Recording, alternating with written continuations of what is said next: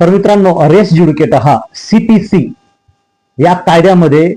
Section 11 मध्ये ही concept सांगितलेली आहे, ही संकल्पना सांगितलेली आहे की रेस ज्युडिकेटा म्हणजे नेमकं काय. तर मित्रांनो, थोडक्यात जर पाहायचं झालं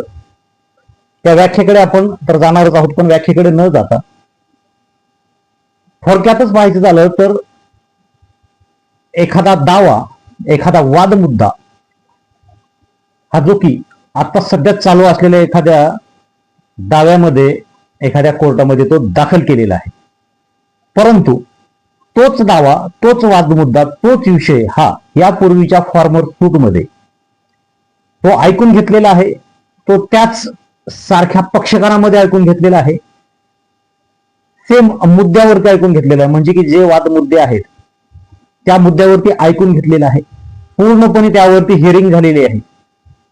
पूर्णपणे हिअरिंग झाल्यानंतर ते मॅटर, तो दावा, तो वाद मुद्दा हा फायनली अंतिमतः तो निकाली काढण्यात आलेला आहे.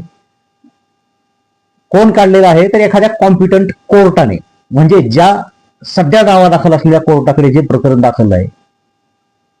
तशाच कॉम्पिटंट कोर्टाने तो दावा, तो वाद मुद्दा